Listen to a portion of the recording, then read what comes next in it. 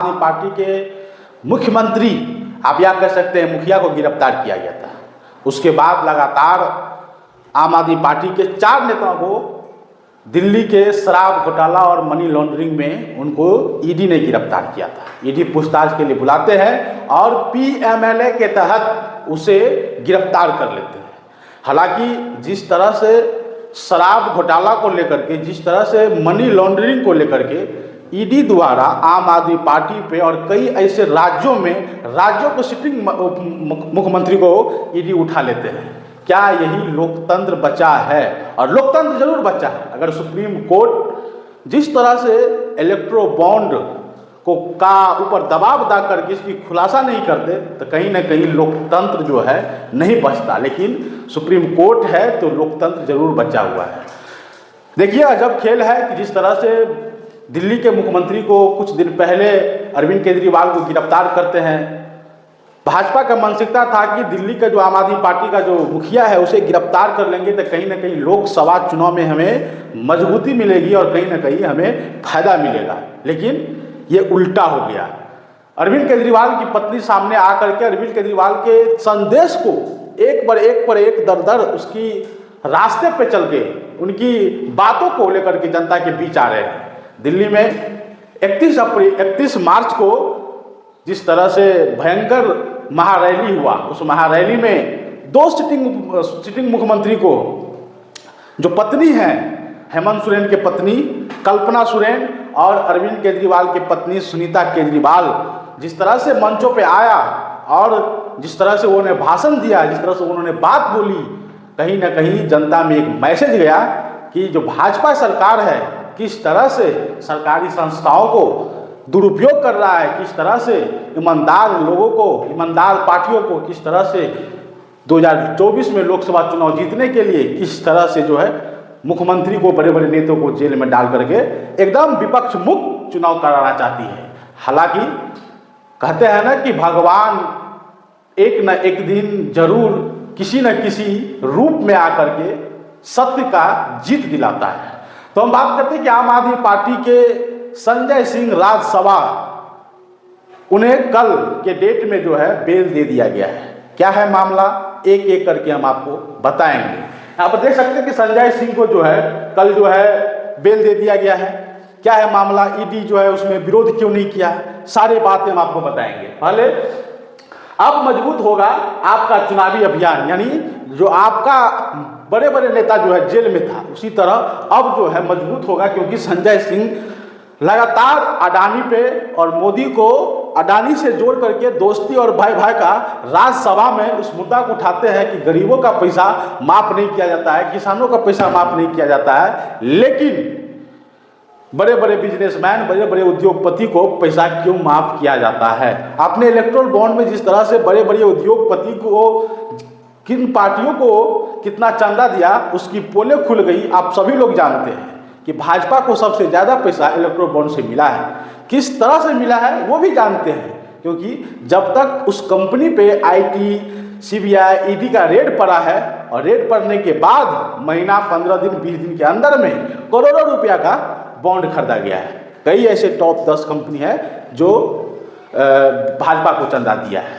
यही सब चीज़ है कि अब जो है आप मजबूत होगा, क्योंकि एक बड़े नेता जो है बाहर निकल गए हैं। और संजय सिंह को बेल से क्यों बढ़ी, मनीष सिसोदिया के आने की उम्मीद, क्योंकि मनीष सिसोदिया संजय सिंह से पहले से जेल में हैं। उन्हें भी शराब नीति आयोग में घोटाला में जेल दिया गया है, मनी लॉन्ड्रिंग में ईडी ने गिरफ्तार किया है। और मनीष सिसोदिया को भी लगभग 1 साल के तक जो है उनको जेल में अभी तक रखा गया है। और उम्मीद है कि संजय सिंह जब बाहर आ गए लोकसभा चुनाव के नज़दीक में, तो हो सकता है 5 से 7 दिन में मनीष सिसोदिया भी जेल से बाहर आएंगे और चुनावी लोकसभा में प्रचार प्रसार करने के लिए भी मौका मिलेगा और अपनी पार्टी को मजबूत करने के लिए भी मौका मिलेगा।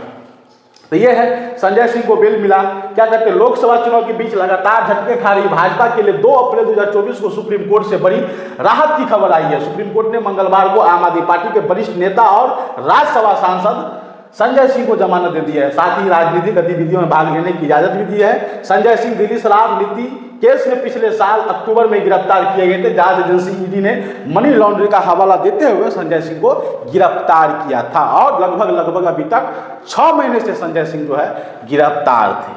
देखिए, संजय सिंह जो है न डरने वाले नेता है, न किसी से डरते हैं, जो भी होता है बेबाक बोलते हैं। हम तो ये भी कहते हैं कि जिस तरह से आम आदमी पार्टी काम करते हैं उस तरह से कई शायद एक्का दुक्का पार्टी होगा जो काम करते हैं। घटोला सभी करता है, हर एक पार्टी ने घटोला किया है। क्या बीजेपी दूध का धोला हुआ तो पार्टी है नहीं? सबसे बड़ा घटोला जो है अगर कोई करता है तो ये भारतीय जनता पार्टी है। ये इससे पता चल गया कि जब से इलेक्टोरल बॉन्ड का सुप्रीम कोर्ट का हथौड़ा पड़ा, जब से पोल खुला, तब पता चल गया कि सबसे बड़ा अगर भ्रष्टाचारी पार्टी है तो वो बीजेपी है। बी से भ्रष्टाचार और जे से जबरदस्त और पी से पार्टी, यानी भ्रष्टाचार जबरदस्त पार्टी अगर कोई है तो वो बीजेपी है। अभी तक देख सकते हैं कि बड़ा सवाल यह है कि मनीष सिसोदिया के बाहर आने की उम्मीद क्यों जग गई है, क्योंकि ये संजय सिंह उससे पीछे से गए थे और मनीष सिसोदिया उससे पहले जेल गए थे।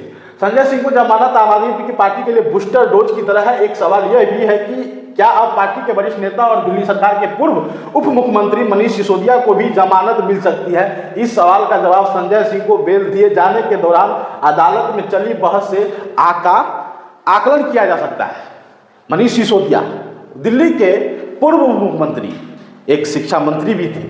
जिस तरह से शिक्षा मंत्री सरकारी स्कूल के लिए काम किए, जिस तरह से दिल्ली के शिक्षा व्यवस्था को सुधारने की कोशिश की, उनमें से प्राइवेट बच्चों का नाम जो है गार्जियन से प्राइवेट स्कूलों से नाम काट करके सरकारी स्कूलों में लिखाया जा रहा है। कहीं ना कहीं ये एक बहुत बड़ा काम किया है और इस काम को भाजपा को पच नहीं रहा है। अब पता कीजिए कि भाजपा के कई ऐसे राज्य है जहां पे सरकारी स्कूल की व्यवस्था सुधरा हो। बिहार में देख लीजिए, बिहार में क्या हो रहा है। कुछ दिन पहले बिहार में शिक्षकों को मारा नहीं जा रहा था, लेकिन आज के समय में मारा जा रहा है। और आज के समय में उप मुख्यमंत्री से कोई सवाल नहीं पूछ रहा है कि आपने 19 लाख का जो वादा किया था उसमें कितने लाखों बच्चों को नौकरी दिया गया है। तेजस्वी यादव जिस तरह से 17 महीने में काम किया है, 5 लाख लोगों को नौकरी दिया है, और लगातार तेजस्वी यादव से पूछ रहे थे कि सर नौकरी कब मिलेगी, और जब नौकरी देने लगी तो मीडिया से ये खबर जो है गायब हो चुका था।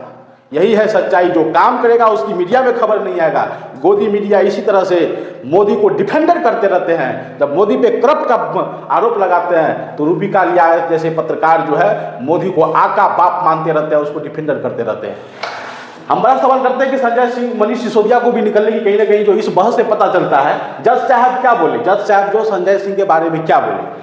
संजय सिंह की ओर से पेश हुए सीनियर एडवोकेट अभिषेक मनु सिंघवी ने कहा कि संजय सिंह के खिलाफ ईडी की ओर से जो मुकदमा दर्ज किया गया है वह इस मामले में गवाह बनाए गए दिनेश अरोड़ा के बयान के आधार पर किया गया है। सिंघवी ने कहा कि अरोड़ा ने अपने 9 बयानों में संजय सिंह का नाम नहीं लिया था, एक में लिया, और उसी बयान के आधारित जो है संजय सिंह को गिरफ्तार किया। यानी जो अरोड़ा है वो भी इस केस में कहीं ना कहीं मनी शराब घोटाले में फंसा हुआ था।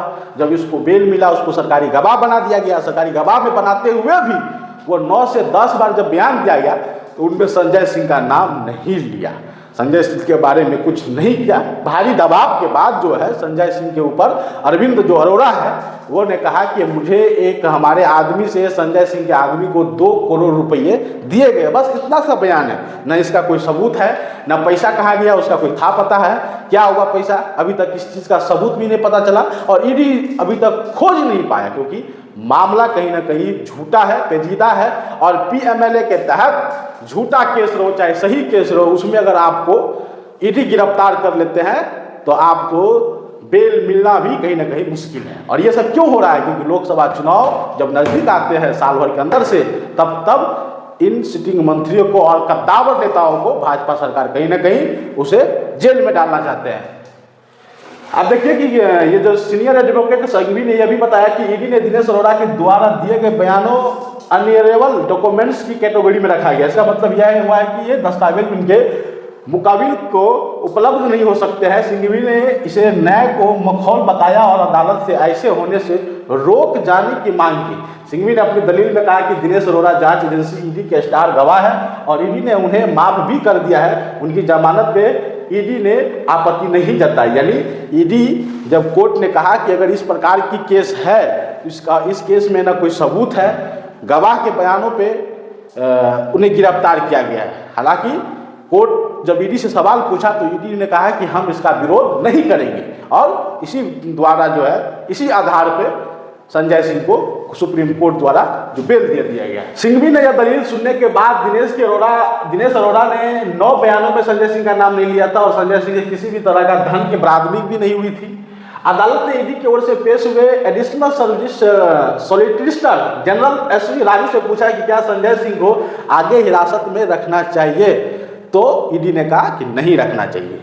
फिर जस्टिस खन्ना ईडी के वकील से कहा, आपने उन्हें 6 महीने से हिरासत में रखा हुआ है। दिनेश अरोड़ा ने शुरुआत में उनका नाम नहीं लिया, कई बयानों के बाद उनका नाम ले लिया। अहम बात यह है कि इस मामले में पैसे का कोई बरामदगी भी नहीं हुई, यानी जो पैसा का घटोला हुआ था वो पैसा आखिर कहाँ गया, और संजय सिंह के घर पे से कितना रकम जमा हुआ, 1 भी रुपया जमा नहीं हुआ। तो फिर संजय सिंह को जेल में और हिरासत में रखने की क्या जरूरत है।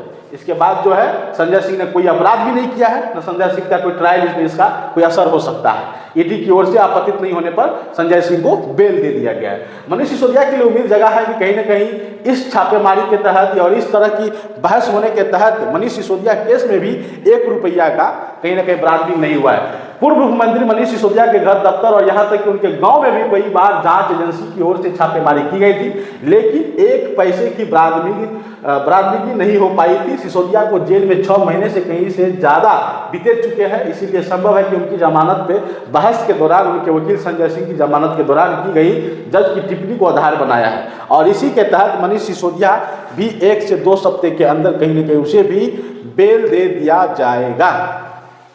आम चुनाव के अभियान पे क्या असर पड़ेगा। आम आदमी पार्टी दिल्ली में कांग्रेस के साथ गठबंधन के तहत 7 और पंजाब में अकेले दम पे सभी 13 लोकसभा सीटों पे आम आदमी पार्टी चुनाव लड़ने जा रही है। ऐसे वक्त में पार्टी को अपने राष्ट्रीय संयोजक और दिल्ली के मुख्यमंत्री अरविंद केजरीवाल को गिरफ्तारी की सख्त जरूरत थी, लेकिन दिल्ली शराब नीति केस में ईडी ने केजरीवाल को गिरफ्तार कर लिया है। इससे आम आदमी पार्टी को चुनाव अभियान को धक्का लगा, क्योंकि दिल्ली और पंजाब में पार्टी के चुनाव अभियान को रफ्तार देने की जिम्मेदारी केजरीवाल पे ही था, और केजरीवाल जब भाषण देते हैं, जब जनता से वादा करते हैं, उन चीज़ों को निभाते हैं, इसीलिए अरविंद केजरीवाल को गिरफ्तार किया गया था। हालांकि ये मामला अब पलट गया है, हो सकता है कि कुछ दिनों में मनीष सिसोदिया भी जेल से बाहर आएगा और भाजपा को इस लोकसभा सीट में कहीं ना कहीं इंडिया गठबंधन भरी मातों से हरा सकती है।